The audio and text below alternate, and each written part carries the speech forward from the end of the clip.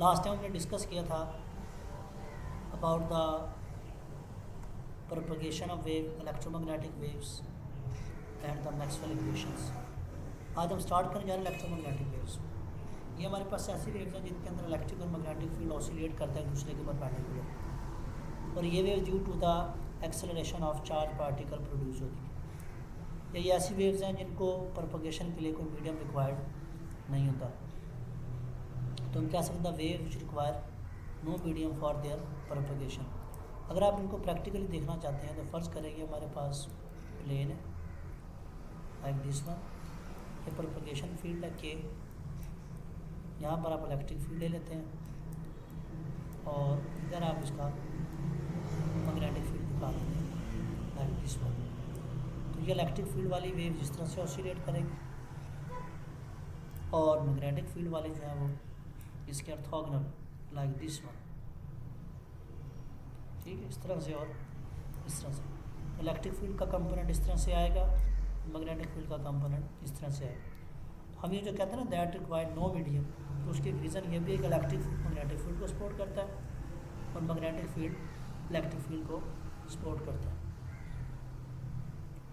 तो यहाँ पर हमारा पर क्वेश्चन यह है कि right the wave equation for electric field and magnetic field and how Maxwell discover the nature of light, that is the light consist of electromagnetic waves.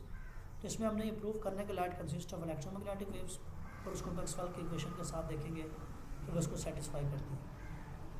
तो फ़र्ज़ करें हमारे पास जो वेक्टर फॉर्म है इलेक्ट्रिक फील्ड के लिए, that is del square E is equal to mu naught epsilon partial square E और पार्शियल टी स्क्वायर, और इसी तरह मैग्नेटिक फील्ड के लिए आ जाएगी partial square del square B is equal to mu naught epsilon और पार्शियल स्क्वायर बी और पार्शियल टी स्क्वायर। यहाँ पर ये जो डेल स्क्वायर आ रहा है this is called Laplacian operator. इसमें डबल डेल है तो इस पर पार्शियल स्क्वायर और partial X square, partial square और partial Y square, partial square और पार्शियल जेड स्क्वायर आता है। यहाँ पर ई वेक्टर क्वांटिटी है, इसका मतलब है ई के भी 3 कंपोनेंट है, ई एक्स आई, ई वाई जे, ई जेड के।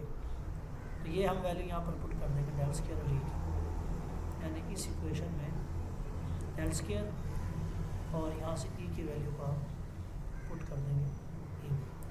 तो हमने पुट कर दिया डेल स्क्वायर ई।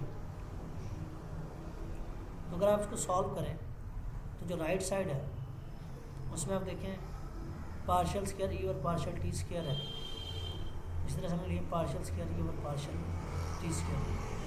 इन दोनों का मल्टीप्लाई करेंगे, मल्टीप्लाई करने से आपके पास आ जाएगा partial square E X square over partial square E Y और partial square over partial Z square.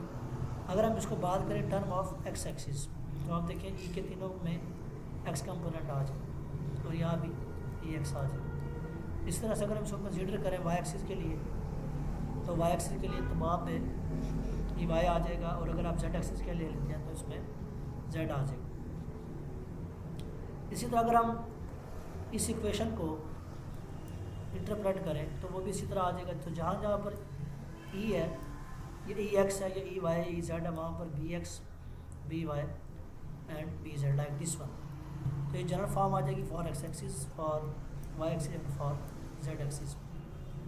यहाँ पर याद रखिएगा कि हमारे पास टोटल 6 इक्वेशंस आ गई, यानी 3 इक्वेशंस वो हैं जो कि इलेक्ट्रिक फील्ड को रिप्रेजेंट कर रही हैं और 3 इक्वेशन वो हैं जो कि मैग्नेटिक फील्ड को रिप्रेजेंट कर रही हैं। और इसमें ये जो म्यू नॉट एप्सिलॉन नॉट आ रहा है, म्यू नॉट को हम कहते हैं electric field constant for free space.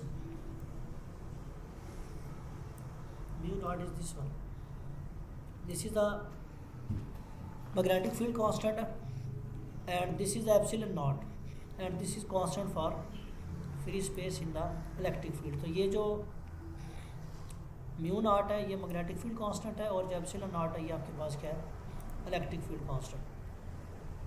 तो इसमें इनके स्पेसिफिक यूनिट्स हैं, यानी अगर ये इलेक्ट्रिक फील्ड है तो इसके इलेक्ट्रिक फील्ड की यूनिट है newton metre square per coulomb square. तो इसमें मैग्नेटिक फील्ड है weber per ampere per metre square आएगा, ये सेंटीमीटर में ले सकते हैं। तो अगर आप इसको सॉल्व करें तो डायमेंशनली वेलोसिटी के इक्वल आता है, और वेलोसिटी हम जानते हैं वेलोसिटी का यूनिट होता है मीटर पर सेकंड। इन दोनों को जब आप डायमेंशनली सॉल्व करेंगे तो आंसर आएगा मीटर पर सेकंड। तो इसलिए हम इसको पुट कर सकते हैं 1/v²। अगर हम यहाँ से v की वैल्यू निकालना चाहते हैं तो दोनों साइडों पर अंडर रूट ले लेंगे, v = 1/μ0 ε0। अब हम अगर इसको यहाँ पर रिप्लेस कर दें तो ये इक्वेशन में x वाली में यहाँ पर v 1/v² आ जाएगा, ठीक है, x के लिए, इसी तरह y के लिए और z के लिए। मोरओवर अगर आप इसको फर्दर सॉल्व करें, ε0 की वैल्यू होती है 8.85 × 10⁻12 और μ0 की होती है 4π 10⁻⁷ weber per ampere per metre या पर सेंटीमीटर भी ले सकते हैं। अगर आप इनको न्यूमेरिकली सॉल्व करें और उनको मल्टीप्लाई करके अंडर रूट लें, फिर उसको 1 से डिवाइड कर दें, तो आंसर आपके पास आता है 3 × 10⁸। तो ये इस चीज़ की जस्टिफिकेशन है कि हमारे पास जो इलेक्ट्रोमैग्नेटिक वेव है that have speed equal to the speed of light. इसलिए हम कह सकते हैं कि light wave is a electromagnetic wave in nature. इसी तरह से हम इसको थ्योरेटिकली भी डिस्कस कर सकते हैं, ठीक है। थ्योरेटिकल वैल्यू जो होती है वेलोसिटी इलेक्ट्रोमैग्नेटिक वेव के लिए वो सेम आती है as the velocity of light from this trading Maxwell equations. तो यहाँ पर अगर आप इसको प्लेन वेव के लिए अप्लाई करें लाइक दिस वन, ये डिफरेंट टाइप के क्वेश्चन का फॉर्मेट दिया गया है, किस तरह से क्वेश्चन पूछे जा सकते हैं। तो फर्स्ट पार्ट में देखें जो कहता है E the electric field is associated with the wave is exclusively transverse. तो ट्रांसवर्स आपने प्रूव करना है। तो यहाँ पर हम प्लेन वेव इक्वेशन लेते हैं, E of R T E naught cos of K dot R minus omega T. अब आर आपके पास जनरल फॉर्म है, अगर आप एक्स एक्सिस में लेते हैं यहाँ भी एक्स आ जाएगा, यहाँ भी के एक्स आ जाएगा और आर की जगह एक्स आ जाएगा, ठीक है। जैसे आपने डेल डॉट ई में लिया तो डेल डॉट ई में ये डेल की वैल्यू और ई की value E X E Y E Z. तो ये del and this is the value of E along X axis. अगर वाई एक्सिस होता तो यहाँ पर वाई आ जाता, यहाँ वाई आ जाता और यहाँ भी वाई आ जाता। I dot I 1 is equal to partial X और partial X, J dot J 1 partial Y partial Y, Z K dot K 1 partial E Z over E Z. तो यहाँ पर आप देख सकते हैं इस इक्वेशन पे ई जो है dependent on y and z है, तो इसलिए इसका जो वाई कंपोनेंट है वो भी 0 हो जाएगा और जेड भी क्या हो जाएगा 0, क्योंकि एक्स मौजूद है ना वेरिएबल।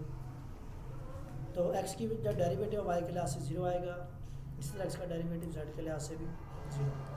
तो लास्ट दोनों टर्म आपके पास इक्वल टू 0 हो जाएगी। तो फर्स्ट टर्म आपके पास बचेगी partial x over partial x over x is equal to 0। ये डेरिवेटिव 0 आ रहा है, किसी चीज़ का डेरिवेटिव 0 आए इसका मतलब है यहाँ पर जो ई एक्स है that is equal to constant, तो इसकी वैल्यू किसके इक्वल आएगी कांस्टेंट। तो हम कह सकते हैं that is equal to constant.